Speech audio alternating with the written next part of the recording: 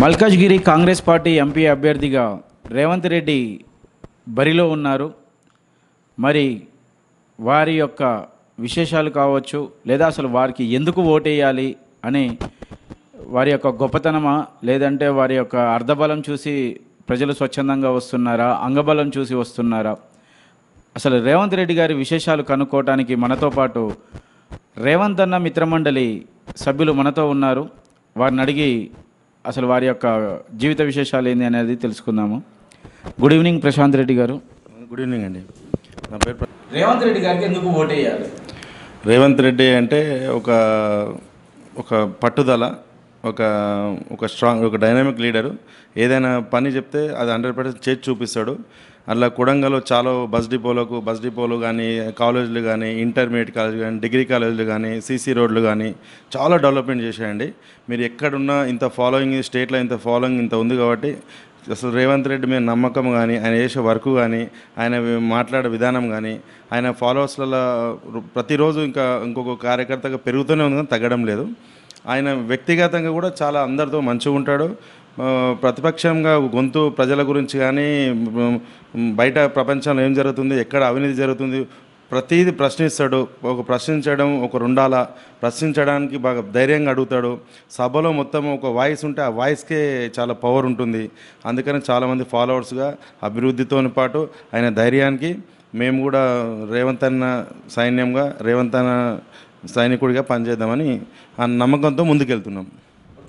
మల్కాజ్గిరిలో మరి ప్రచారాలన్నీ పూర్తవుతున్నాయి.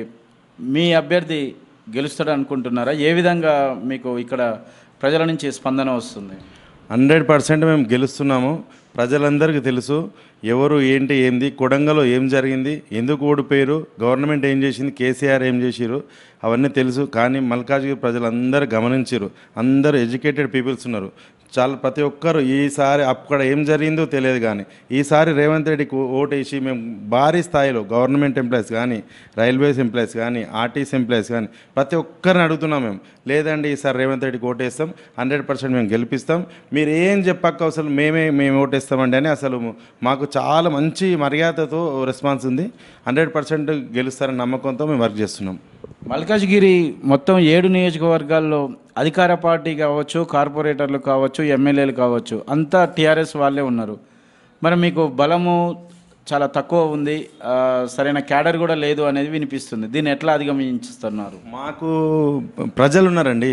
మాకు ఎమ్మెల్యేలు లేకపోయినా, కార్పొరేటర్ లేకపోయినా ప్రజలు ఉన్నారు.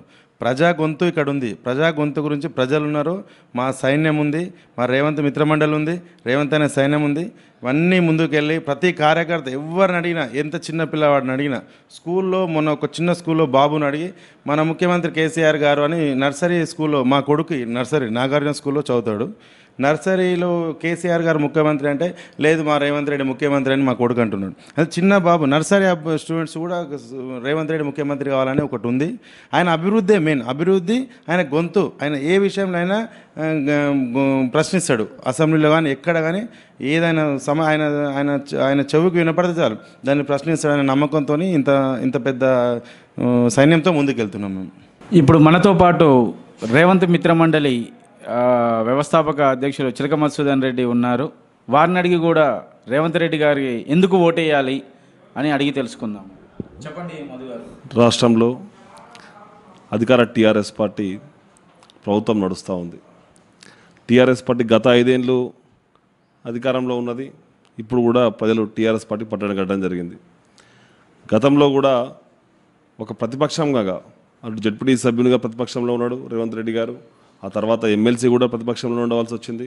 తర్వాత 2 పర్యాలు ఎమ్మెల్యే కూడా ప్రతిపక్ష స్థాయిలో ఉండడం జరిగింది. ప్రతిపక్షం అంటే ప్రజల పక్షం, ప్రజా సమస్యలు ప్రశ్నించేవాడే నాయకుడు. అలాంటి నాయకుడు మా రేవంత్ రెడ్డి గారు. ఇప్పుడు ఎంపీ ఎన్నికలు జరగబోతున్నాయి. ఇందులో మీ యొక్క గెలుపు ఏ విధంగా ఉండబోతుంది? సుమారుగా భారతదేశంలోనే అతిపెద్ద పార్లమెంట్ కాన్స్టిట్యున్సీ మల్కాజ్గిరి పార్లమెంటు. ఈ మల్కాజ్గిరి పార్లమెంట్లో దాదాపు 30 నుంచి 30 లక్షల మంది ఓటర్లు ఉన్నారు. దాదాపు 1 కోటి వరకు జనాభా ఉంటుంది. ఈ మల్కాజ్గిరి పార్లమెంట్లో అనేక రకాల సమస్యలు ఉన్నాయి. అనేక రాష్ట్రాల ప్రజలు ఇక్కడ నివసిస్తూ ఉన్నారు. డిఫరెంట్ స్టేట్స్ నుంచి వచ్చి ఇక్కడ స్థిరపడి వ్యాపారం చేసుకుని ఉద్యోగం కూడా ఉన్నారు. కానీ ఇక్కడ గతంలో తెలుగుదేశం పార్టీ నుంచి గెలిచినటువంటి వ్యక్తి ఎంపీ ఏం చేసిన ప్రజలకు అందరికీ తెలుసు. ఇప్పుడు ఇక్కడ ఉన్నటువంటి పోటీ చేసినటువంటి వ్యక్తి రేవంత్ రెడ్డి గారు. ఆయన ఒక ప్రశ్నించే గొంతుక. ఈరోజు ప్రజాస్వామ్యాన్ని కాపాడుకునే వ్యవస్థ టీఆర్ఎస్ పార్టీ పూర్తిగా అణిచివేయడం జరిగింది. ఒక పార్టీ కింద గెలిచి ఇంకో పార్టీకి మారడం అనేది బాగా అలవాటు అయిపోయింది ఇక్కడ ఉన్నటువంటి తెలంగాణలో కొంతమంది ఎమ్మెల్యేలకు. కానీ అలాంటి వారికి అలాంటి తీసుకున్నటువంటి బుద్ధి చెప్పాలంటే ఒక రేవంత్ రెడ్డి గారు రావాలి, ప్రశ్నించేవాడు రావాలి, ప్రశ్నించే గొంతుక పార్లమెంట్లో ఉండాలి. జనగలం ప్రజాగలమై రేవంత్ రెడ్డి గలం వినిపించాలనే దృశ్యంతో ప్రజలందరూ ఈరోజు స్వచ్ఛందంగా అపార్ట్మెంట్ వాసులు కానీ, కాలనీ వాసులు కానీ, స్లమ్లలో ఉన్నటువంటి స్థానిక ప్రజానీకం అంతా రేవంత్ రెడ్డి గారికి ఒక్కోసారి అవకాశం ఇద్దామనే ఆలోచనతో ఎంతో కాలంగా ఎదురు చూస్తూ ఉన్నారు. అవకాశం ఖచ్చితంగా మల్కాజ్గిరి ప్రజలకు రావడం అనేది చాలా సంతోషంగా భావిస్తున్నారు వాళ్ళు. మేము గత 15 రోజులుగా ప్రతి గల్లీకి వెళ్ళి, ప్రతి కాలనీకి వెళ్ళి, ప్రతి డివిజన్కి వెళ్ళి ప్రచార సరళి ఒకసారి మేము పరిశీలిస్తూ ఉన్నాం, చూస్తూ ఉన్నాం, ప్రజల్లో పాల్గొంటూ ఉన్నాం, ఓటర్లకు నమస్కారం పెడతా ఉన్నాం. ఒక్కసారి ఆలోచించండి, మీ ఓటును వృధా చేసుకోవద్దు. డబ్బున్నోడికి ఓటేయదు, దమ్మున్నోడికి ఓటేయండి. అలాంటి దమ్మున్నోడే ఒక రేవంత్ రెడ్డి. ఒకసారి ఆలోచించండి, నిర్ణయం తీసుకోవడం చెప్తే, అయ్యా మా ఓటు మాత్రం పక్కా రేవంత్ రెడ్డికి, మా గురించి కొట్లాడే వ్యక్తి ఒక రేవంత్ రెడ్డి. ఈ అధికార టీఆర్ఎస్ పార్టీ అరాచకం రోజు రోజుకి ఎక్కువైతా ఉంది. ఇట్లా స్లమ్లకు మురికోడలకు పోతే కూడా మాకు ప్రభుత్వ పథకాలు లభిస్తలేవు, పింఛన్లు రావడం లేదు, రేషన్ కార్డులు కొట్టేయడం జరిగింది. ఇవన్నీ సమస్యల మీద ఒక ప్రశ్నించే నాయకుడు ఉండాలి. ప్రశ్నించే నాయకుడు లేకపోతే సమాజం మొత్తం ప్రమాదం కావచ్చు. ప్రశ్నించే గొంతు లేకపోతే ప్రజాస్వామ్యం కూని అవుతుంది. అసలు ఎదిరించేవాడు లేకపోతే బెదిరించేవాడు ఉండని చెప్పేసి కూడా ఈ సమాజం ఒకవైపు ఆలోచన చేస్తూ ఉంది. అలాంటి నాయకుని లక్షణాలు ఒక రేవంత్ రెడ్డిలో ఉన్నాయని చెప్పేసి చాలామంది ప్రజలు అనుకుంటూ ఉంటే మాకు చాలా సంతోషంగా ఉంది. రేపు జరగబోయే ఏప్రిల్ 11వ తేదీ పోలింగ్లో కూడా దాదాపు ప్రతి ఒక్కరూ ఖచ్చితంగా పోలింగ్లో పాల్గొనండి. మీకు నచ్చిన నాయకుడు ప్రశ్నించే గొంతుకకు, ప్రశ్నించే స్వరానికి ఓటేయండి. డబ్బులు ఇచ్చి తీసుకోండి తప్ప దమ్మునోనికి ఓటేయండి అని చెప్పేసి మా తరఫున మేము ఖచ్చితంగా ఈ ప్రజలను వేడుకుంటా ఉన్నాం. అదేవిధంగా మరో నేత వెంకట్ మనతో ఉన్నారు, వారిని అడిగి కూడా తెలుసుకుందాము. చెప్పండి, రేవంత్ రెడ్డి గారికి ఎందుకు ఓటు వేయాలి?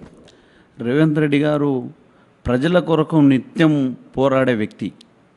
అతని గతంలో కూడా ఇండిపెండెంట్గా జడ్పీటీసీ గెలిచిండు, ఇండిపెండెంట్గానే ఎమ్మెల్సీ గెలిచిండు. ఎప్పుడు కూడా ఆయన ప్రతిపక్షంలో ఉండి ప్రజల కొరకు నిరంతరం పోరాటం చేసిండు తప్ప ఎప్పుడు కూడా కాసులకు లొంగలేదు. కాసులకు కానీ ఇప్పుడు అధికార పార్టీ వైపు ఎప్పుడు కూడా చూడలేదు.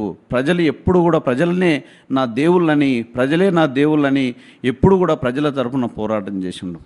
కొడంగల్లో ఒక మారుమూల ప్రాంతము ఈరోజు దేశవ్యాప్తంగా, రాష్ట్ర వ్యాప్తంగా దానికి పేరు తెచ్చినటువంటి వ్యక్తి రేవంత్ రెడ్డి గారు.